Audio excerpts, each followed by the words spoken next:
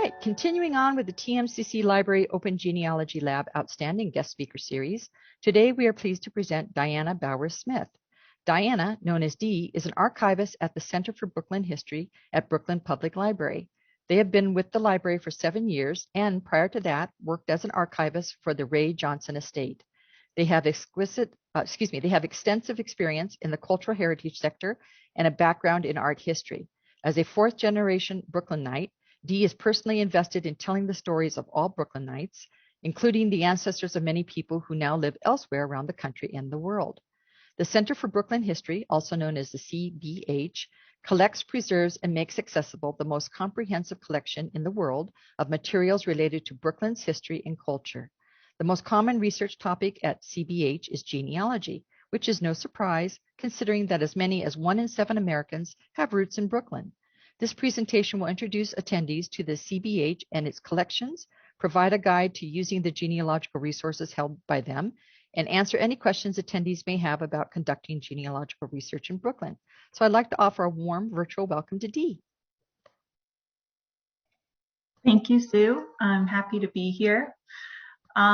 Just when it comes to asking questions during the presentation, you all can feel free to either use the raise hand feature, type into the chat, or just unmute and interrupt me. I won't mind. I've heard from Sue that there is a range of experience in this class, so absolutely feel free to jump in and ask questions if anything's not clear.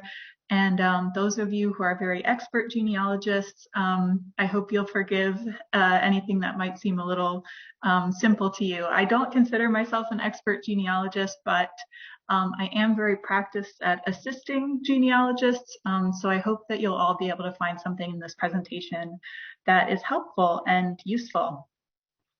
So to start, let me tell you a little bit about the Center for Brooklyn History, CBH. This is a postcard image of our beautiful Othmer Library, which is an interior landmark, kind of rare in Brooklyn. CBH represents a merger between the Brooklyn Public Library's Brooklyn Collection and the Brooklyn Historical Society. So that's relatively recent. We merged our collections, our exhibitions, programming, including educational initiatives, and public programs from both organizations. So the merger formally happened in October 2020, but we only just moved our staff and collections from Brooklyn Central Library to the landmarked CBH building in Brooklyn Heights, which was home to the former Brooklyn Historical Society for 140 years. CBH collects, preserves, and provides access to the most expansive collection in the world of Brooklyn history and life.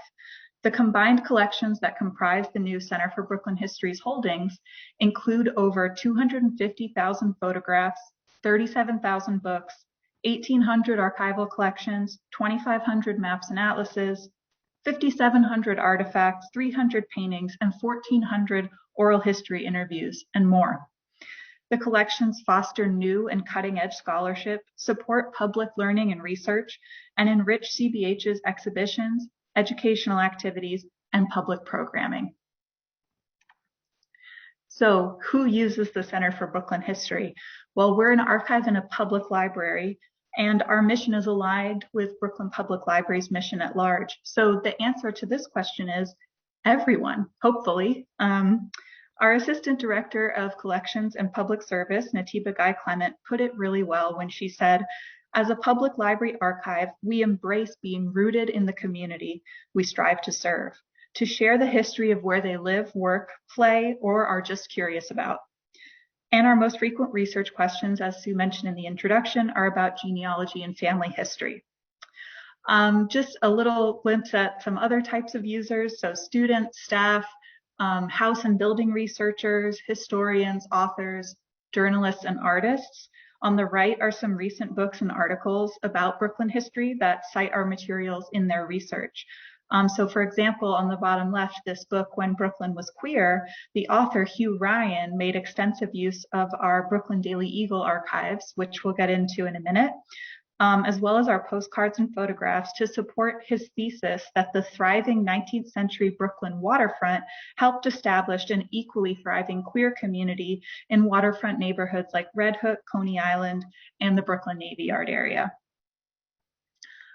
A note on digital versus physical archives. Most of what we have available online is digitized versions of physical materials. However, we also have materials that we refer to as born digital. So those are materials that were created and have only ever existed in a digital format, like digital photographs, emails, digital audio files like our oral histories, and even web archives. So we're going to look at examples of both digitized and born digital materials from our collection. With all that said, let's get down to how to actually use all these wonderful resources. So I actually wanted to show you a sample question.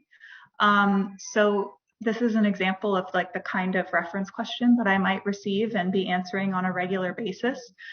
The person said, I'm interested in my mother's brother. His name was Eugene B. Martins. He was born in Brooklyn circa 1895 and died on July 1st, 1977. He founded a printing company, Borough Offset Company, in the early 1930s, and it ran through the 1970s when he retired. So this is actually a really nice amount of information for us to work with. Sometimes, we get inquiries where the person doesn't have this much information, but we have an approximate birth date. We have a time period here. We have a full name. So that's a lot for us to work with. And I'm going to be returning to this question as we go through our resources, just so that we have a kind of touchstone to refer to an example, so you can see live how we might use this kind of information to help someone discover more about their family history. So I'm actually going to switch over to the live web so I can show you our website. So this is going to be the best starting point. Sue, can you just confirm that new share worked? Are you looking at the CBH website now? Yes, we are. Okay, great. So this is the best starting point. So you'll see you can actually type, so the library's URL is bklynlibrary.org. And if you type that and then /CBH, you will come directly to our homepage. And then the place where you want to start for research is this drop-down menu, Our Collections. When you click on that, you'll see a few options, and we're going to start with the Search Our Collections page. So on this page, we list all the types of materials we hold, and then we have links to the various ways to access those materials or find out more. So if you scroll down, you'll see, so the first is books. You can search the Brooklyn Public Library catalog and the former Brooklyn Historical Society catalog.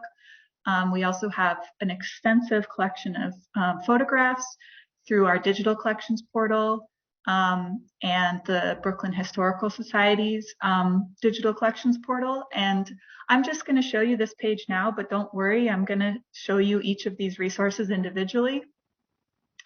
The next line, we have our archives and special collections, and then our oral history collections.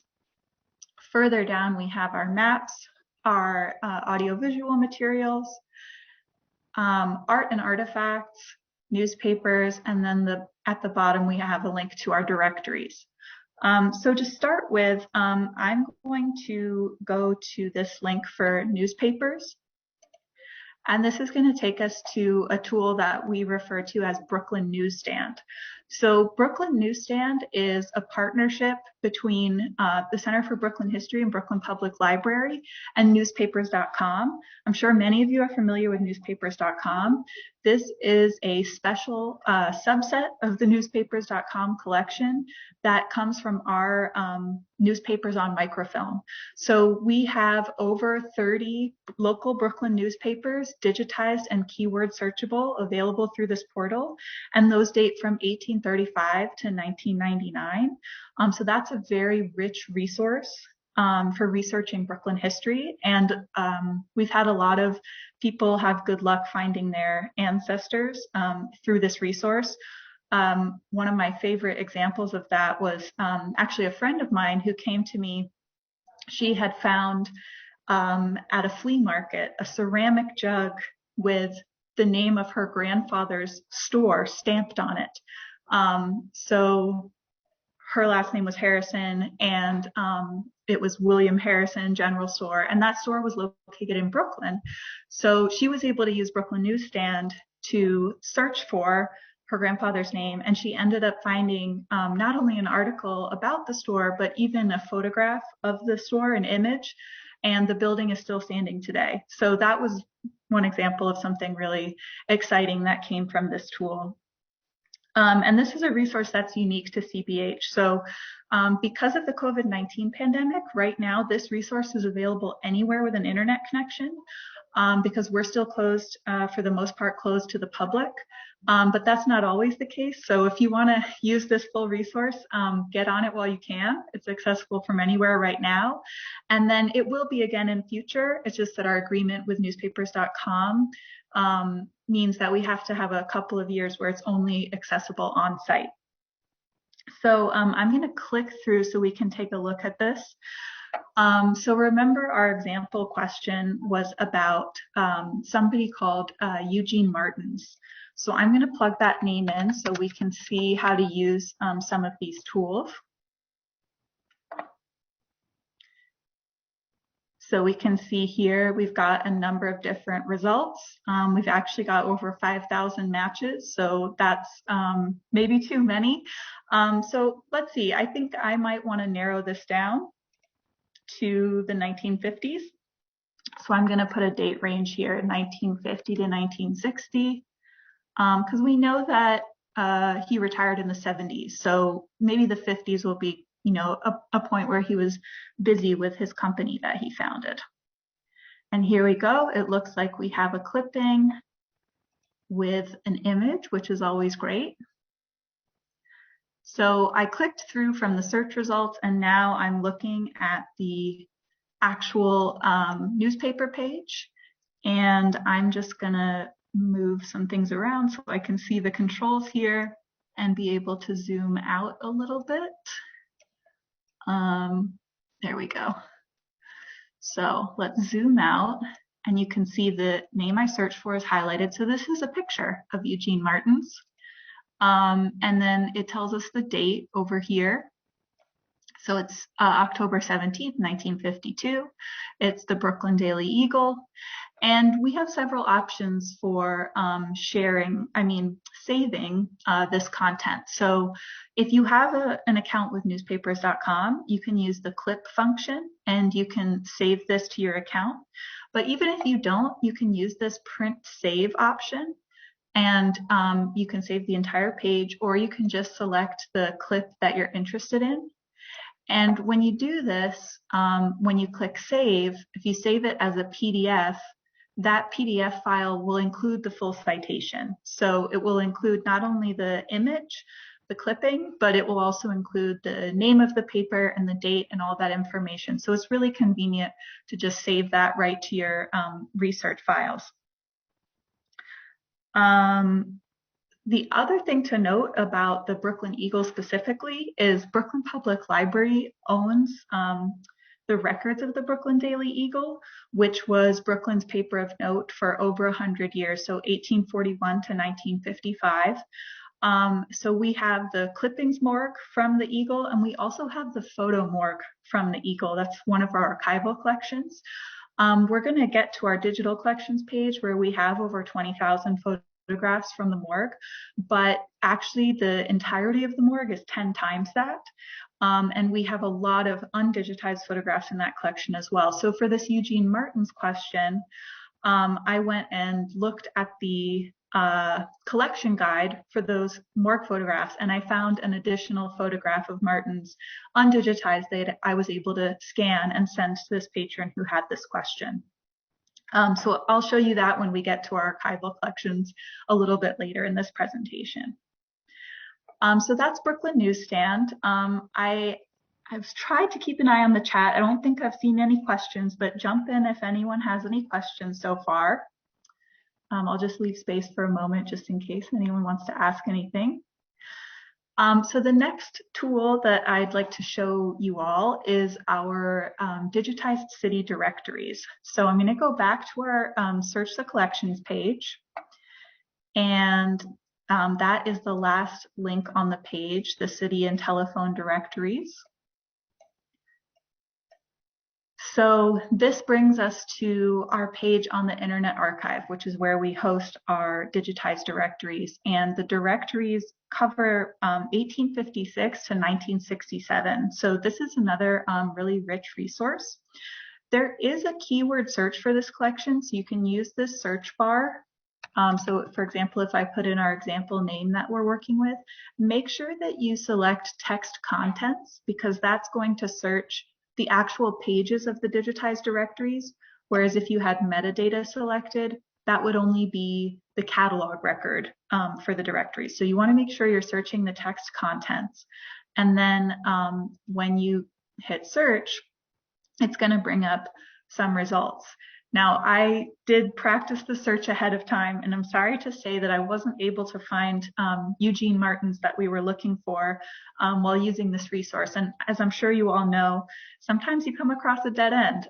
But just for the sake of demonstrating this resource, I'm going to show you some of these search results, and we'll click through and look at one of the directories. So scrolling down to the search results, you can see there's this little kind of preview where it highlights your search term, and you can kind of get a sense.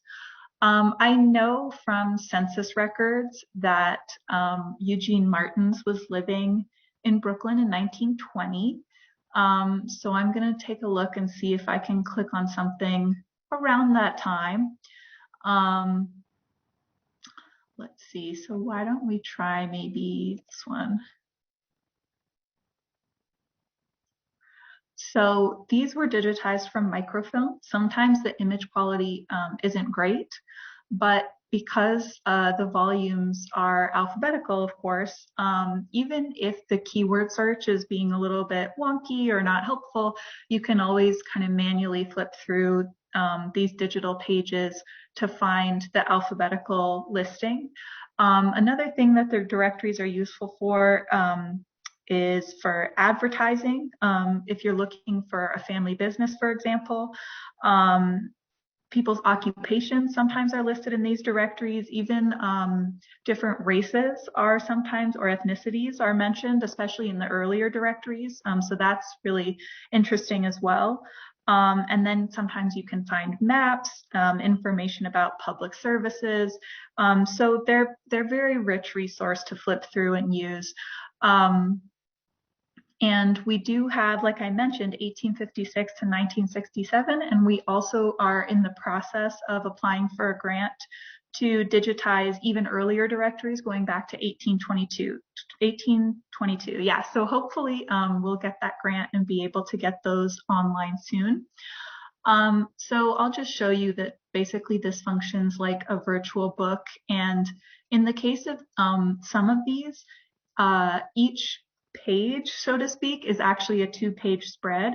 So to make it a little bit easier to navigate, you can use this option down here where you only view one 2-page spread at a time. And you can also full screen this, zoom in, you can jump around. So I could jump ahead. Sometimes it takes a second to load, but trust that it will. And then you can see if we zoom in, we're in the ends. So we could, easily, if we were still looking for Eugene Martins, flip a little bit back and get to the M's and try to find the name that way. So that's our directories. Really useful to have those available digitally online. Another resource that I want to show you is our digital collections portal, which I mentioned has over 20,000 photographs from the Brooklyn Eagle Morgue and much more. So I'm going to go back to our Search the Collections page and scroll back up to the photographs section of this page. And that's where we can click through to the digital collections portal. You can also come directly to this portal at this web address. So bklynlibrary.org/digital collections. And I did send a PDF handout to Sue with a lot of these web addresses too, so you'll have that to reference if you need it. So the portal contains, like I said, the eagle photographs. We also have here under other collections, we have our maps, our Brooklyn map collection, and we have our postcards, the Greenpoint Environmental History Project. That was a grant-funded project that we did. We have a whole selection of images of BPL branches. And then we have collections from individual photographers. And to me, this is the most fun, especially because we have a lot of more recent photographers, as you can probably tell from these sample images. So that really balances out our historical collections in a nice way. So you can see, you can just scroll and take a look at all the different collections that we have. And then you can also conduct searches by keyword, place, date, and other things. So when it comes to our example of Eugene Martin's, I already mentioned that we have an undigitized photograph of Martin's in the Eagle collection. And we also have, I also was able to find Martin's in census records on Ancestry.com. We do have a library subscription to Ancestry. So if you have a Brooklyn Public Library card, you can use our library Ancestry subscription. And we do provide cards to all New York State residents for free. And if you live outside New York State, you can get a out-of-state library card for $50 a year, and you can use all of our digital resources for that $50 a year. So I know I'm not going to find Eugene Martin's here, but what I can do is search for his address. So I know from the census that Eugene Martin's lived on Sterling Place, which is in a neighborhood called Park Slope. So I'm going to go ahead and search for Sterling Place. And then we'll be able to see hopefully some images of the neighborhood where Eugene Martin's lives. So you can see it's near public school number 9, a number of churches. And then when we scroll down, you can even see some of the houses that are on Sterling Place where Eugene Martin lived. So this is also great to really get a sense of how your ancestors and family members lived, what their neighborhoods were like, and other information that sort of fleshes out and fills out the story. And then sometimes, not in this case, but sometimes you can put in an actual street address. So I know that Eugene Martin's lived at 31 Sterling Place, and we don't have an image of that building, but if we did, we could find it by searching for 31 Sterling. So you would put it in quotes like this. It's not going to bring up results, but if you were doing family history research in our collections and you had a street address, that's always something worth trying. And similarly in Brooklyn Newsstand, you can put in somebody's address and maybe find some more information about the family or the history of that building. That would be interesting. Let's see what else I wanted to tell you about this. Oh, another thing that I wanted to point out about our digital collections portal is we do have an advanced search option. And this has search tips on the sidebar. So if you're not finding what you're looking for, you can try the advanced search, see if you can narrow things down, or try searching in a different way, and you might be able to sort of massage the search results and find something else that you're looking for. So now I want to show you a different resource. So this is going to allow me to show you not just CBH resources, but Brooklyn Public Library's subscription databases. So when you're on the library webpage, you'll notice there's always this menu in the top left corner. And the second option, Learn, if you click on that, there's an option here for online resources. And on that page, the databases and portals that are available are grouped by type. So we have Brooklyn Interest, and we also have genealogy. So there's a number of genealogy resources that Brooklyn Public Library subscribes to. I mentioned Ancestry, but we also have the Gale Biography and Genealogy Master Index. Brooklyn Newsstand is listed here, and there are other tools as well.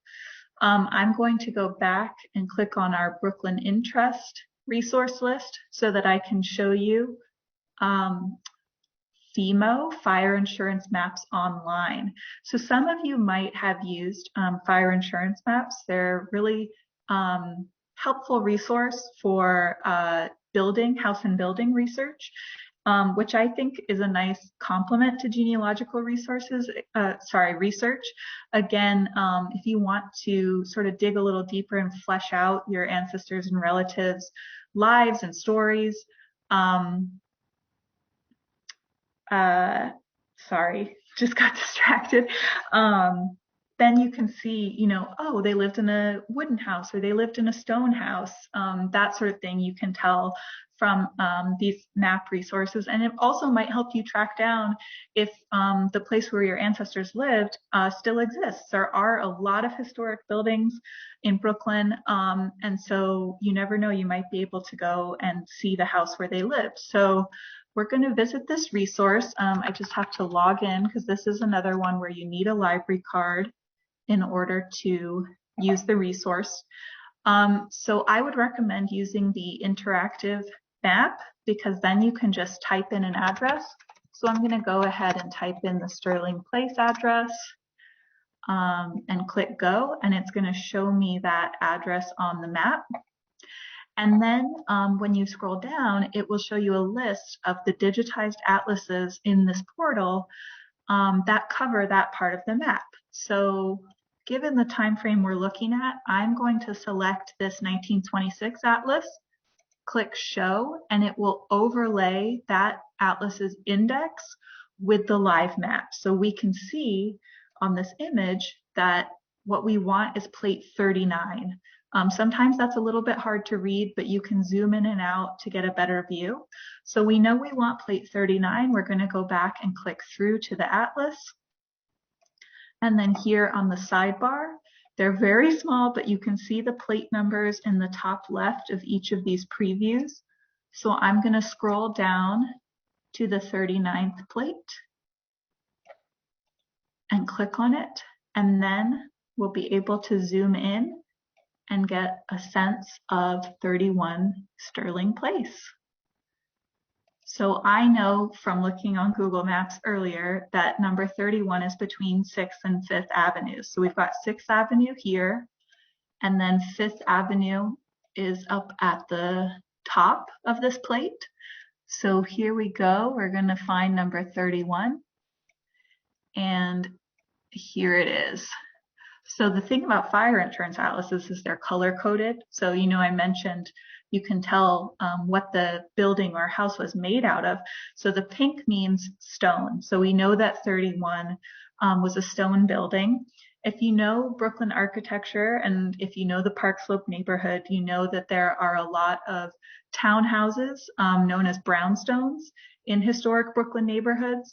And also based on the images that we saw in the digital collections portal, we know that Sterling Place has brownstone townhouses of that type.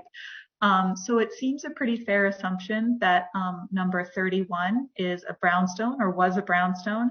And then of course you can use Google Street View to try and determine if this building is still standing today and what it might look like. So that is FIMO, and that is a great tool. Also, we're not going to do it now, but we could, of course, look up the address of the Borough Offset Company that Eugene Martins founded. And we could use mapping tools to look for that as well, find out where that was located, maybe if it moved around over the years, and see if that building is still standing as well. You never know. There are a lot of industrial buildings still standing in Brooklyn or that have been repurposed to apartments and things of that nature. We also do have our own map collections. So I showed you our Brooklyn maps that are in our digital collections portal. Those were from the former Brooklyn collection. We also have maps from the former Brooklyn Historical Society. So if I go back to our Search Our Collections page and scroll down to the maps, there is a link to the Brooklyn Historical Society map portal. So I'm going to search this portal for the neighborhood that we know that Eugene Martins lived in, which is called Park Slope. And then it will bring up the search results. So there's a number of things here, different dates, different views of the neighborhood. I'm going to try to find one where I know that we can see the block of Sterling Place that we're interested in. So this one here of this assembly district, I'm going to click into it, and then I'm able to zoom in and see that Sterling Place between 5th and 6th is indeed on this map. So we know that this was the 53rd Assembly District in 1971. It's always interesting to see how these assembly districts and election districts have changed over the years. So that is another tool. And there's one more map here that I thought was interesting that we might want to look at. This one here, also from the 70s, shows the proposed Park Slope Historic District. And what we can see is that the block of Sterling Place between 5th and 6th Avenues was actually excluded from this historic district. So that might be something to note when it comes to finding out if the building that your ancestor lived in is still standing or not. If it's in a historic district, it's a lot more likely that it will still be the same as it was many years ago. And there is also an interactive map that the New York City Landmarks Commission has made available online, where you can see all the historic districts and landmarks in the city of New York, which is a wonderful tool, which we have a link to in our House and Building Research Guide. And I'll show you our research guides a little bit later. To move on to another tool, I'm not seeing any questions, so I'm just going to keep moving right along, but just going to reiterate that anyone can ask questions at any time. I'm going back to the Search Our Collections page, and I want to take a look at our oral history collection. So oral histories can be a really rich source of information. Of course, a gold mine would be if your ancestor themselves gave an oral history interview. You know, that would be fantastic. But you can also use the oral history interviews of other people to, again, kind of flesh out the story of your ancestors and relatives, what their neighborhoods were like, or maybe the company they worked for. So for example, if you were related to someone who worked in the Brooklyn Navy Yard, we have a lot of interviews with folks who worked in the Brooklyn Navy Yard. Or if you were related to someone that lived in the neighborhood of Crown Heights, we have an amazing collection of oral histories from Crown Heights. So this is a really great collection. I'm going to, again, use Sterling Place as a search term. So let's say we wanted to find out a little bit more about what it was like to live in Park Slope, in particular on Sterling Place. And you can see that we have a number of interviews that mention Sterling Place. Sterling Place isn't just in Park Slope. So there is a section of Sterling Place that extends all the way to Crown Heights. So it's mentioned in these Crown Heights oral histories. But I'm going to click on this one. So I see that this is from the Hispanic Communities Documentation Project. And I happen to know that Park Slope used to have a very robust Puerto Rican population. So I'm thinking this might be the Park Slope Sterling Place. So when you click through, you'll see you can play the entire oral history interview right here on the web page. And then there's also a full index, which is keyword searchable. So here's the search box. I'm going to type in Sterling, and it's going to show me the results. I can click directly to where that is in the transcript. So you can see that the interviewee is talking about hanging out at an address on Sterling Place on Friday nights. So that's the kind of thing, just a little local color, you know, helps you maybe understand where your ancestors were living or the fullness of their lives. And as I say, you never know. Your ancestor might have given an interview, or maybe someone who knew them. So it's always worth kind of searching these sort of resources for your family names to see if anything comes up. Another thing that we have a lot of that our genealogical researchers use is school history materials. So we have a collection of yearbooks. We have school history like graduation certificates, class photos, those kind of items. So if you know what school in Brooklyn your relatives or ancestors attended, those materials can be really useful. And I can't tell you how many times I have found somebody's ancestors' yearbook photo, and it's just a great feeling to be able to help someone to see the face of their ancestor or relative. And including some of my own family members are included in this collection, which is really fun. And another great resource that we have for school history is we have a collection of high school newspapers that we actually were able to digitize. So I'm going to click back to the Brooklyn Newsstand page, and underneath the link to the full Brooklyn Newsstand, we have a link to our Brooklyn high school newspapers. So this again is hosted at the Internet Archive, and it's similar to the directories. You can use the search bar, but just make sure that you select text contents to search, and then it's going to search through all of these different titles from so many different schools in Brooklyn. So that's a really great resource as well. I just want to click back for a minute to my PowerPoint slides and show you all an example of something that we found in the, sorry, I lost my mouse here. There it is. Something that we found in the high school newspapers, which is fun.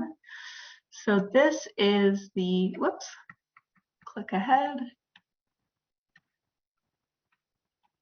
The Madison Highway from James Madison High School. And this features in the top left the candidates for student body president, one of whom is Bernard Sanders, now known as Bernie Sanders. Bernie Sanders grew up in Brooklyn. He went to James Madison High School, and we have his photo here. He ran for student body president. He did not win that election either. But it's just fun. A lot of famous Brooklynites are represented in these collections. One exciting acquisition since I've been here at the library was somebody donated to us a yearbook from Erasmus Hall High School. And it was the year that Barbara Streisand graduated. So we have her senior yearbook portrait, which was really fun to see. Other ones that we have Larry David, Sheepshead Bay High School, Larry King, and one of my favorites, since I did study art history, the photographer Man Ray attended Boys High School here in Brooklyn, and of course his full name was Emanuel Radnitsky. So it's really fun, even beyond genealogy, to see the history of some of these famous Brooklynites represented in this collection.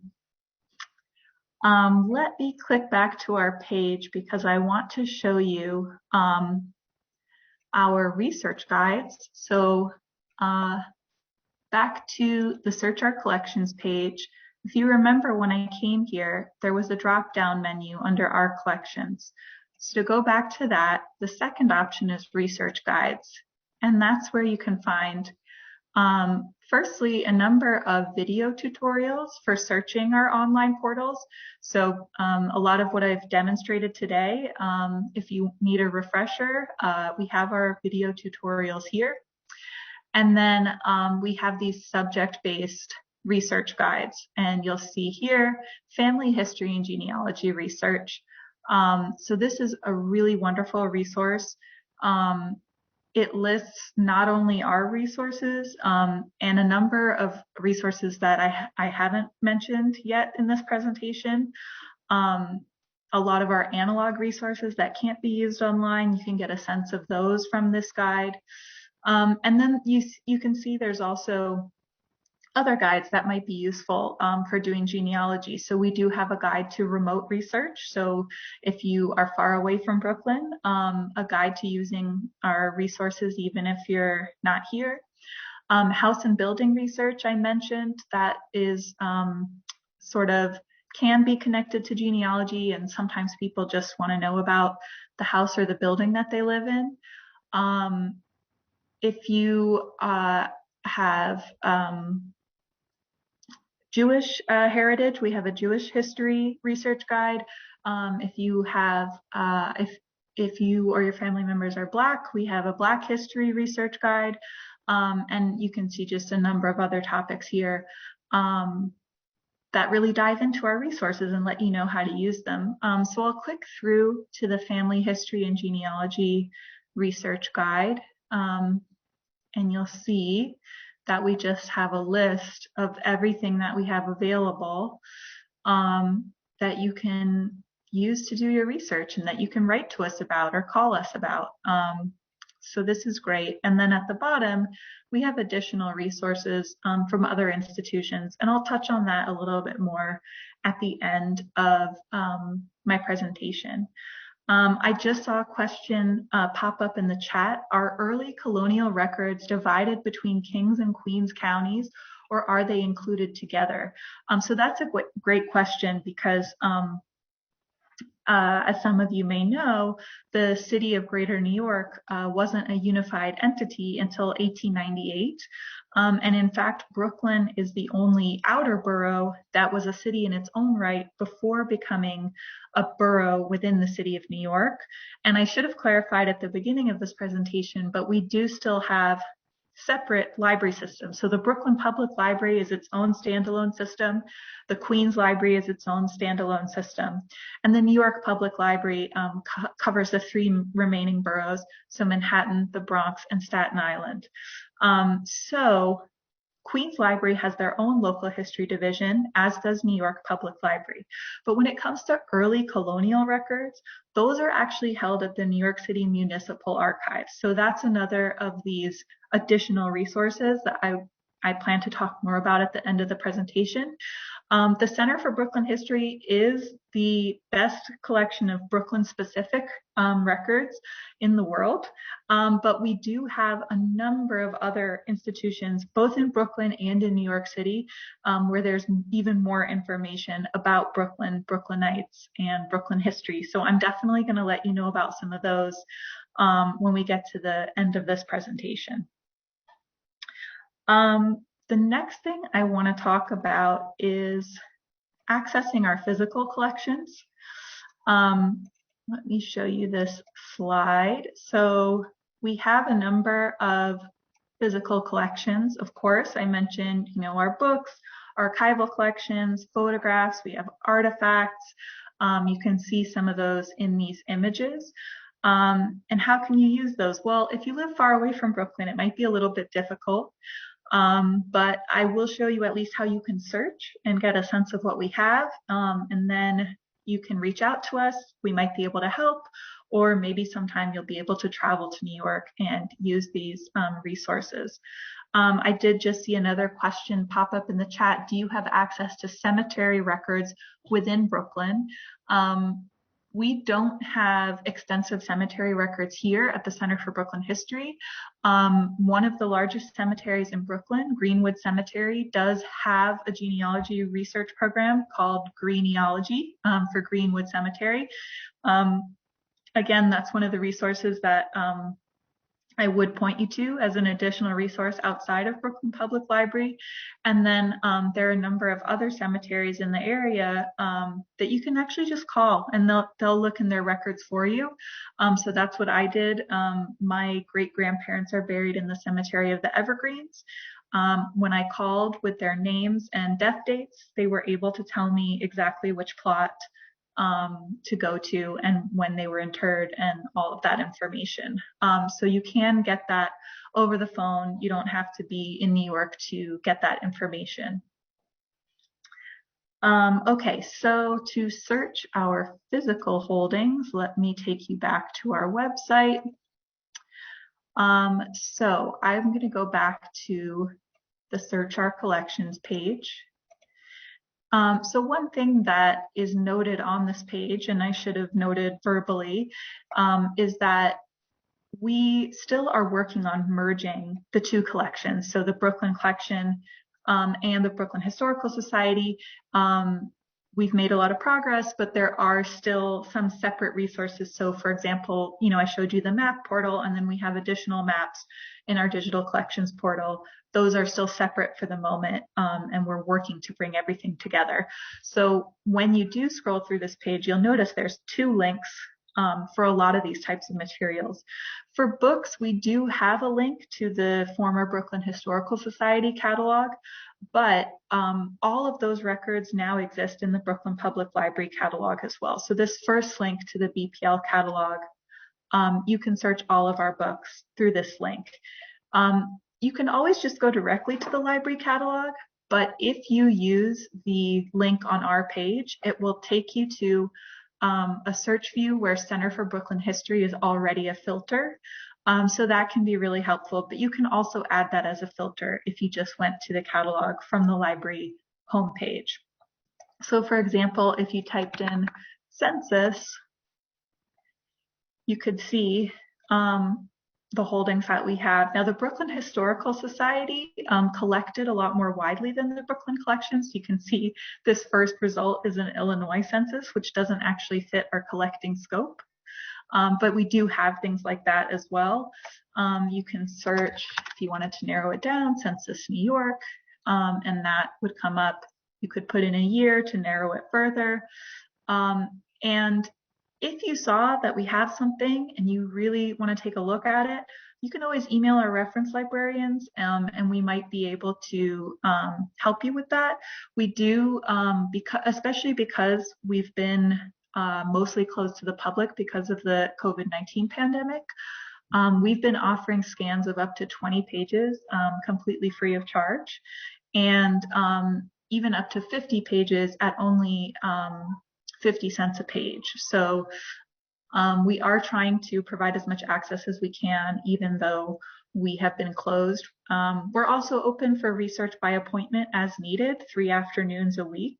And we do anticipate opening more fully later this year, fingers crossed, that we'll be able to do that. Another question in the chat, do you have obits listed in the online book catalog? No, we don't, but the best place for looking for obituaries is Brooklyn Newsstand, which I demonstrated to you all.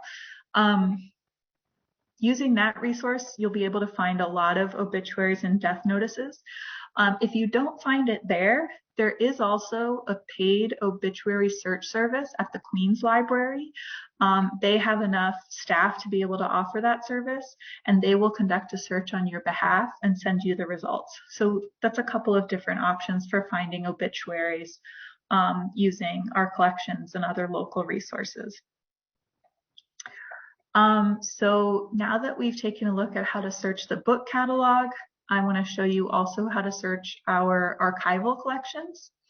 So I'm going to go back to our handy dandy Search Our Collections page and scroll down to Archives and Special Collections and bring up our search portal for this. And this search bar is going to search across all of our collection guides. So not just the collection titles or abstracts, but everything in every collection. So it's great that our collection guides are fully indexed, and we have over 1,500 archival collections that are described in this portal. So this is a really amazing resource. So for example, if I put in the family name Vanderhoof, it would bring up the letters of James W. Vanderhoof. You could also put in the search term genealogy, and it will bring up, we have a lot of collections of genealogical notes. People have donated their years of family history research, Brooklyn family history research, that we have records of as well. So that is our archival collections. Let me click through and show you how to navigate a collection guide. So it will bring up the descriptive summary of the collection, and then on the sidebar there will be more information. So you can click through to these different sections, and for larger collections there will be more extensive information over here, or you can use this link to view the finding aid as a single page. And that's a great option for a larger finding aid where you might want to do a keyword search within the collection guide. You can open up the finding aid as a full page and then use Control F to keyword search the page for whatever search term you're interested in. So for example, if you wanted to check our Brooklyn Schools collection and search for school name, this would be a way to do that and to see what we hold for any given school. Let's see, any questions on that? I don't see anything. Yes, okay, yes. Our archival collections are, and so Sue asked in the chat, are your archival collections listed in Archives Grid? Yes, they are. Not completely, because we haven't updated those records recently since the merger. But yes, both institutions had collection listings in Archives Grid, so they should come up there. But for the most complete and accurate listing of our collections, I do recommend going directly to our site to search those holdings. Let me take us back to my slideshow. Oopsie. Where is this? There we go.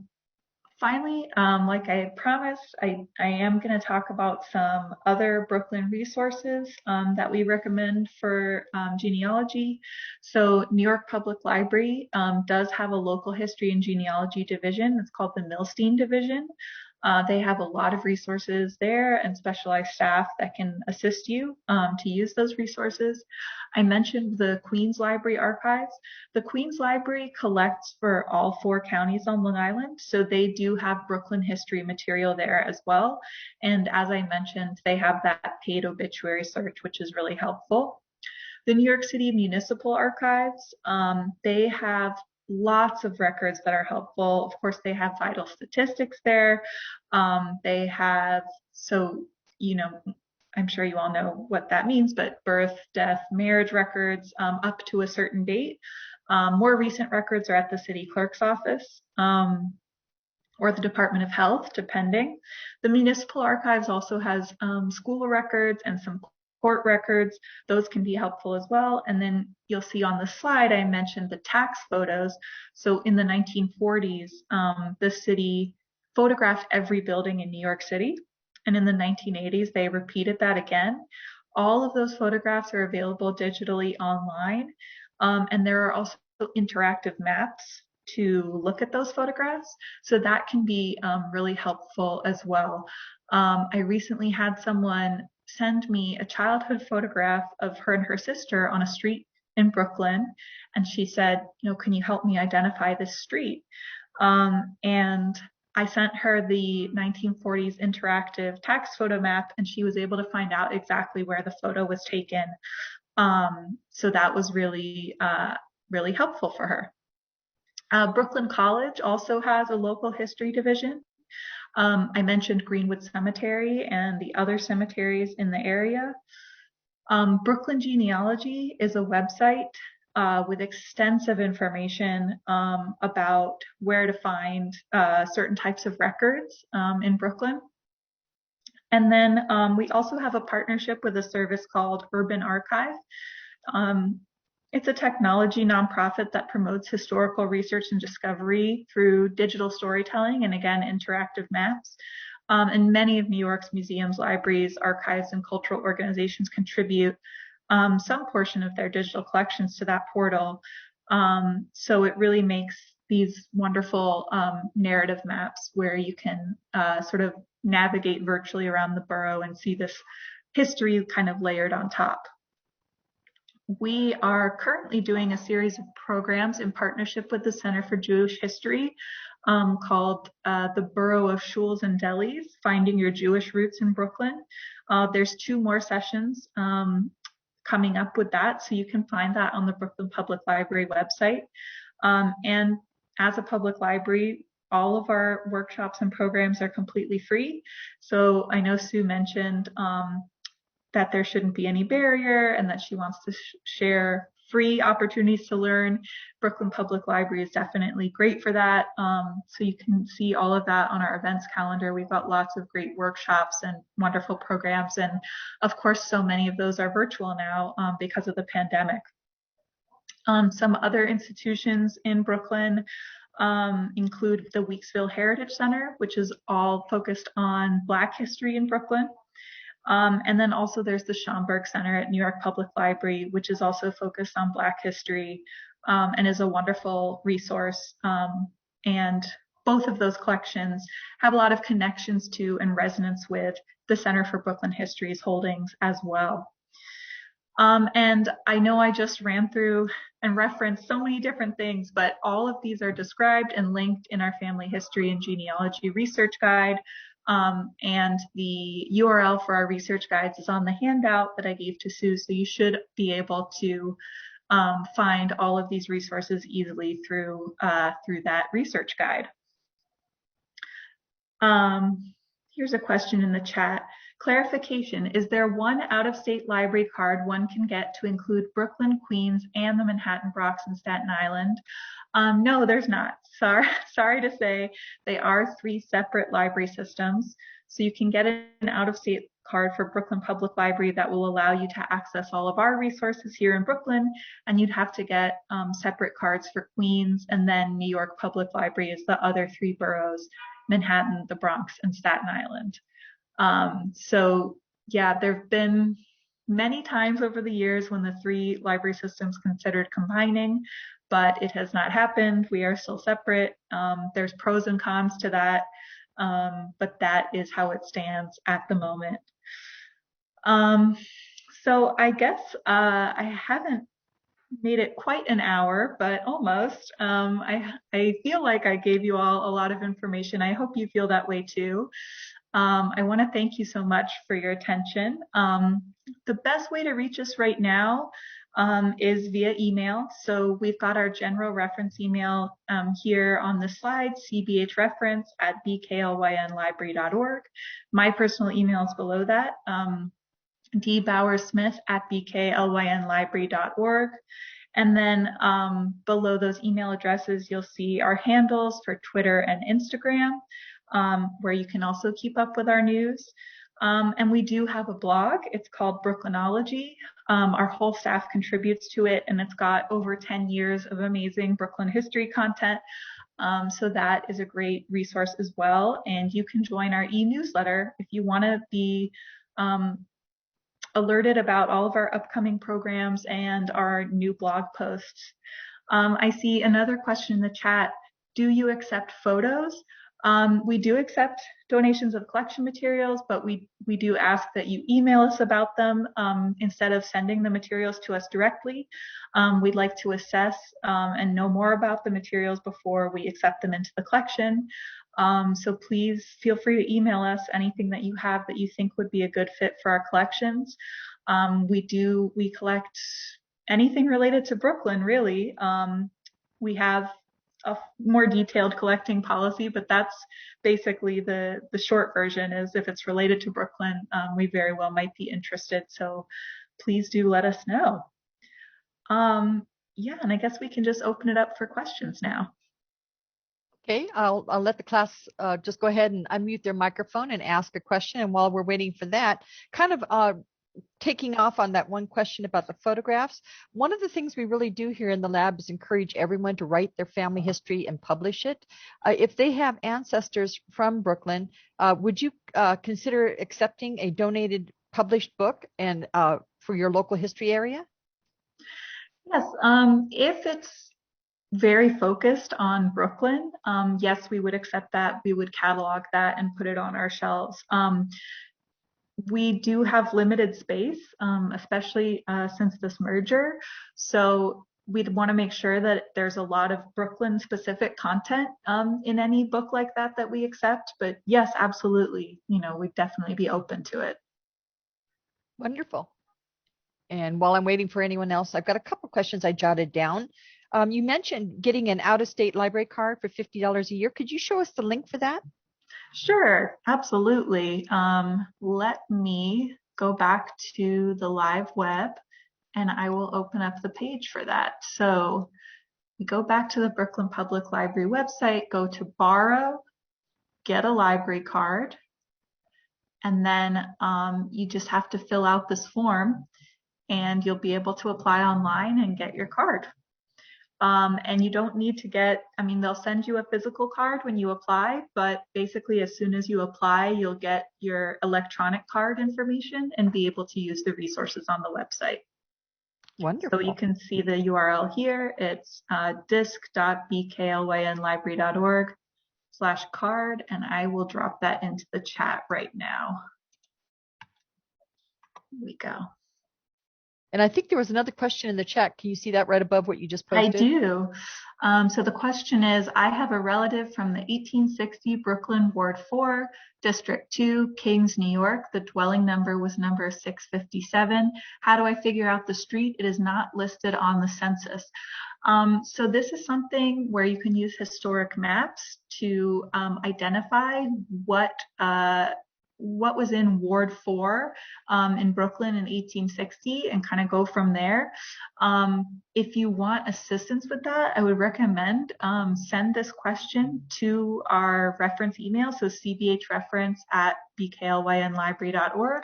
I'll type it in the chat just because I did take it off the screen.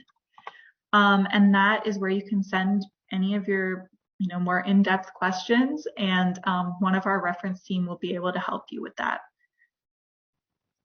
Now, you mentioned that you have webinars that we can log into remotely. Do you have like a web page that shows what's upcoming? Yeah, absolutely. So here on the library website, under Attend, that's where you can find our events calendar. So events and classes. This will take you to the whole list of events, and then you can search. So, you can see here we've got all kinds of wonderful things. This is a story time in Bengali. During the pandemic, we were famous for our Tibetan story times. One of our librarians is Tibetan, and she gets attendees to her Tibetan story times from all over the world. So I mentioned our program on the Borough of Shuls and Delis, our creatively named program series on Jewish history in Brooklyn. And I typed that in, and here is the event page. And then you can just fill out your information, RSVP, and you'll get a link to the online event. I love it that you don't require a library card to register, because a lot of people who live out of the area obviously wouldn't have a library card, and that would exclude them. So that's wonderful that you don't require that. Yeah, these events are, these specifically, the Jewish history ones, because they're interactive workshops, they do have capped registration. So if you want to go, definitely register now. But I think there's, from what I've heard, plenty of room, because we've done a series of multiple events. So, there's been plenty of room for people that want to attend. Do you by any chance list your events on Conference Keepers? Not that I know of. I haven't heard of that tool. It's wonderful. If you get a chance, go look at it, and it's free to list your events. Okay, great. Thank you. Now, you mentioned oral histories. Are these taken off of StoryCorps by any chance? No, they are, these are oral histories that staff at the two institutions, Brooklyn Historical Society and Brooklyn Public Library, conducted themselves over the years. We did do a partnership with StoryCorps, and we do have a few oral histories from that partnership, but the bulk of our oral history collection is interviews that was conducted by our staff. Oh, wonderful. Okay. Because we've really been here locally, we've been really pushing the StoryCorps program, trying to get everyone to record their oral histories and deposit it online through the Library of Congress. Mm-hmm. Yeah, it's a wonderful program.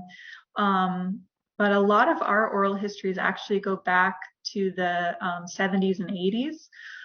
They were recorded on cassette tape, and we've now made them available digitally. So, I mentioned that we have neighborhood specific one, community specific. We also have a series related to the civil rights era in Brooklyn, and also a series related to the AIDS epidemic in Brooklyn. So they go back a lot farther than StoryCorps. Wonderful. Okay.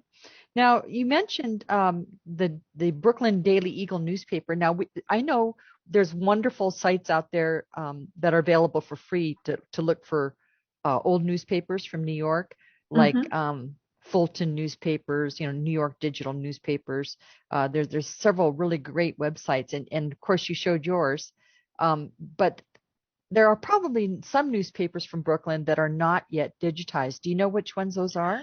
Yes, thank you for mentioning that, because I did mean to say that when I was talking about Brooklyn Newsstand. So the papers that we have on Brooklyn Newsstand, for the most part, stop in the 1960s for copyright reasons.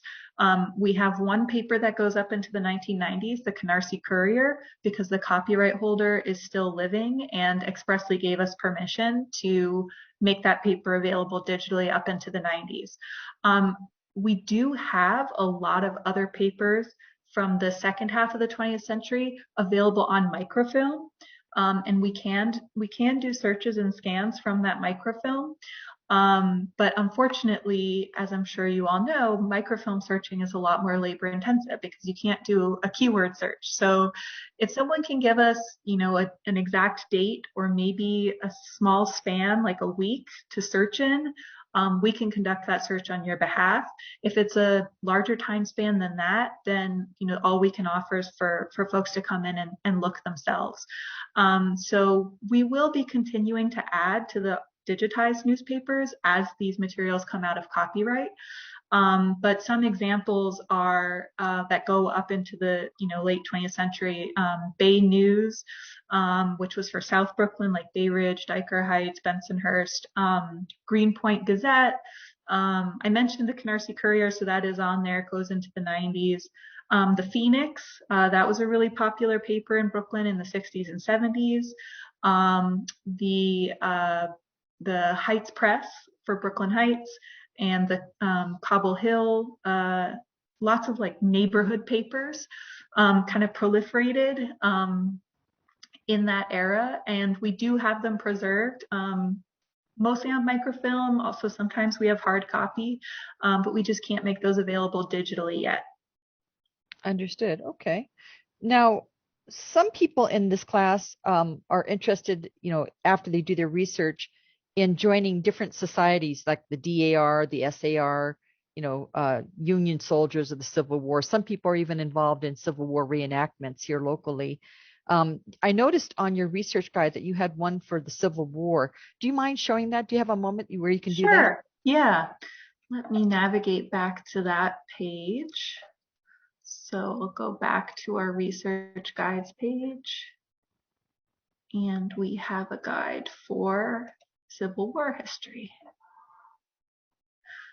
So this guide basically just lists collection material that we have related to the era. It also gives some tips for search terms to use, but you can see these are the different sections of the guide, and then you can click to expand these sections and have links to the actual collection guides for the various collections that are mentioned. And what about for, going back into the Revolutionary War? Do you have a guide for that as well? I don't think we have a guide. Let me take a look and remind myself, but I'm not sure if we have a guide, but we definitely have some materials from that era. As you may know, the largest battle of the Revolutionary War, as far as the number of troops involved, was the Battle of Brooklyn, which happened on August 27th, 1776. So we do have a number of materials. Probably, I would say, just anecdotally from my experience, more secondary sources than primary sources from that era. But we do definitely have materials that relate to that time period in Brooklyn history. Oh, wonderful. Okay. And I'm waiting for anyone to just unmute their microphone and ask.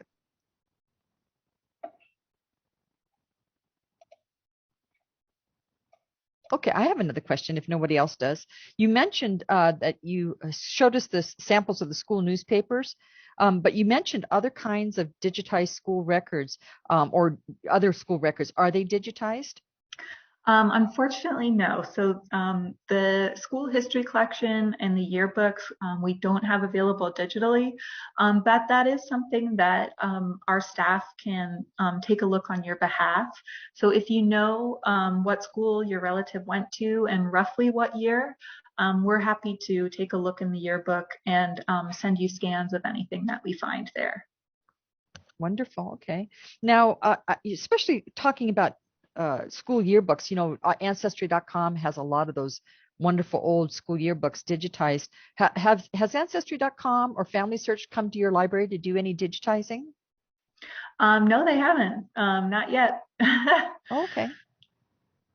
Because a lot of our guest speakers, in the past have mentioned that Family Search had come to their depository and done some microfilming over the years. Maybe that's something that we should look into.